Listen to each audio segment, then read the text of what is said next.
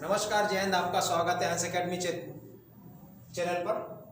आज का जो टॉपिक लाए हैं हम, वो जैव विविधता का जो संरक्षण है वो दो प्रकार से हो रहा था भारत में।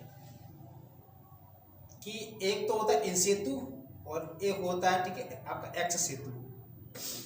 इन सेतु के तहत वे स्थान, जिन स्थानों पर जैव विविधता का ह्रास हो रहा था, जैव विविधता में कमी आ रही थी, तो उनको उनके ही स्थान पर उनका संरक्षण, उनकी देखरेख, ये सब किया जा रहा था।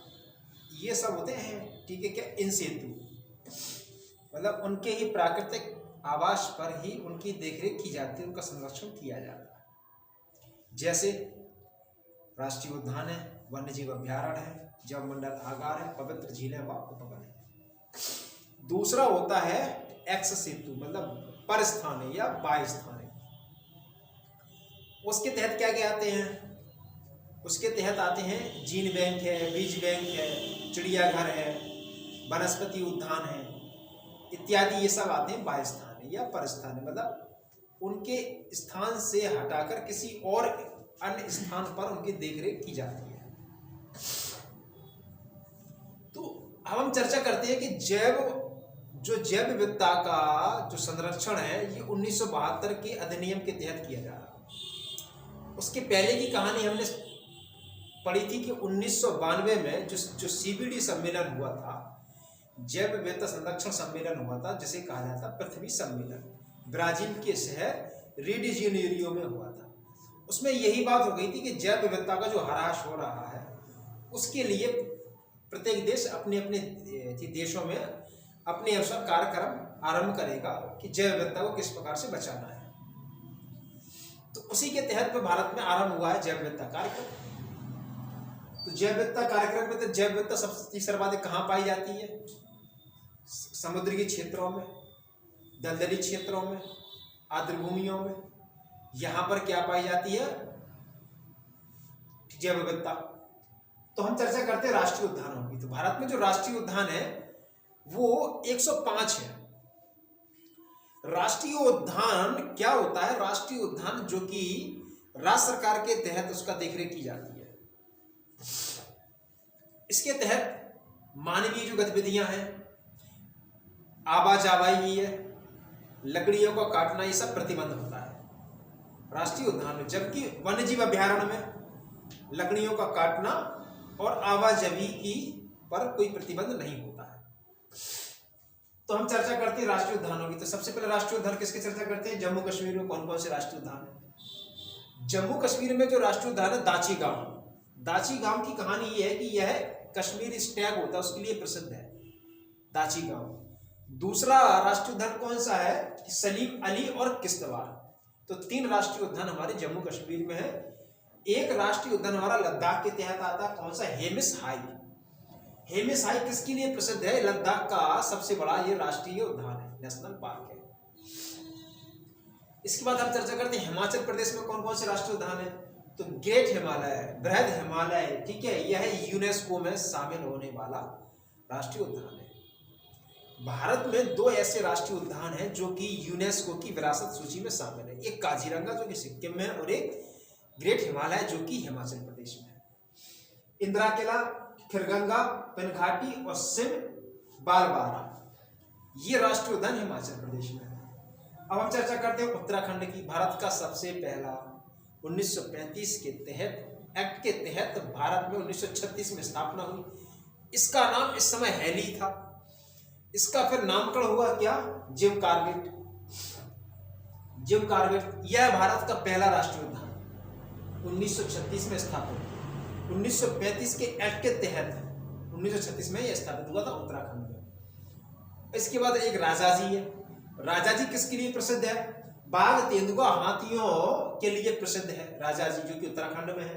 गंगोत्री, गोविंद पशु विहार, नंदा देवी और फूलों की घाटी, ये इत्यादि राष्ट्रीय उद्यान उत्तराखंड में है।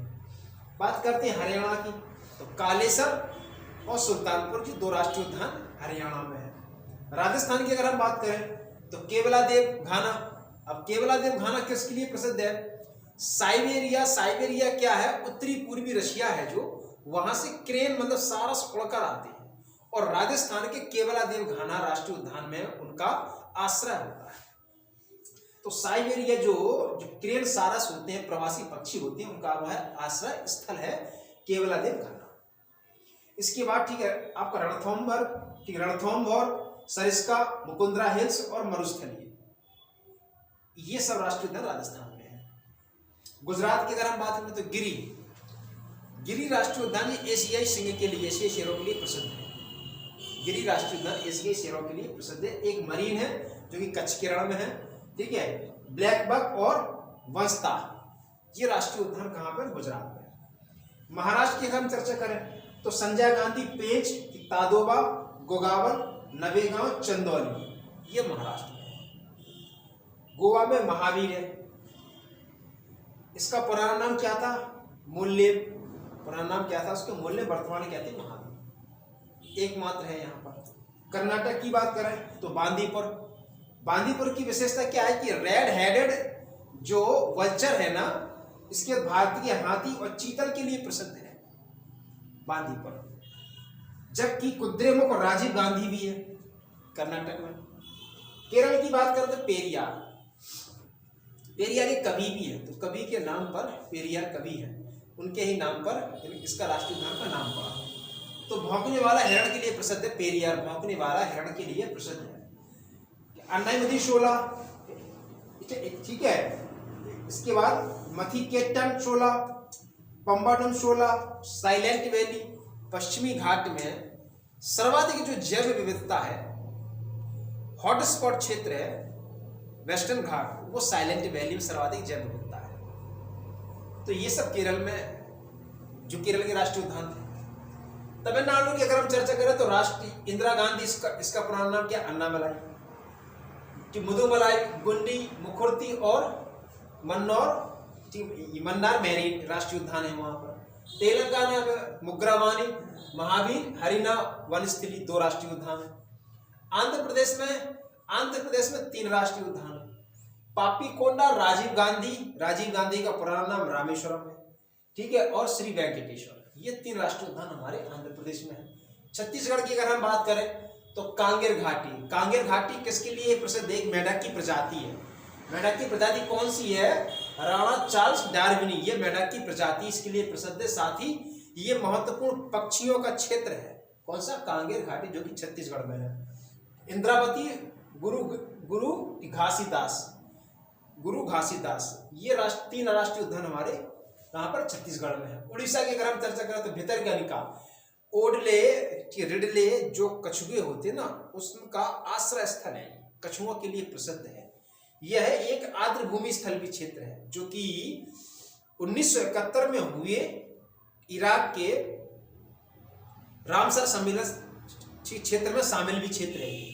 कौन सा, भितरकनिका, आर्द्र भूमि क्षेत्र में, वेटलैंड्स में आता है। सिमलीपाल, 2 राष्ट्रीय उद्यान उड़ीसा। पश्चिम बंगाल की अगर हम बात करें तो बुक्सा, गोरुमारा, न्योरा घाटी, सिंगलीला, साथ ही साथ सुंदरवन क्या है, सुंदरवन राष्ट्रीय उद्यान रॉयल जो बंगाल टाइगर है ना उसके लिए प्रसिद्ध है। एक जल्दापारा है, एक सिंह वाला जो गैंडा है उसके लिए प्रसिद्ध है पश्चिम बंगाल में। त्रिपुरा की बात करें, क्लाउडेड लेपर्ड और विश्व, 2 राष्ट्रीय उद्यान। मिजोरम की बात करें 2 राष्ट्रीय उद्यान है, कौन से, मुरलेन और फम्बंगई नीला पर्वत। मणिपुर 1 राष्ट्रीय उद्यान है, केबुल लामजाओ की विशेषता यह है कि विश्व का एकमात्र तैरता हुआ राष्ट्रीय उद्यान है केबुल लामजाओ।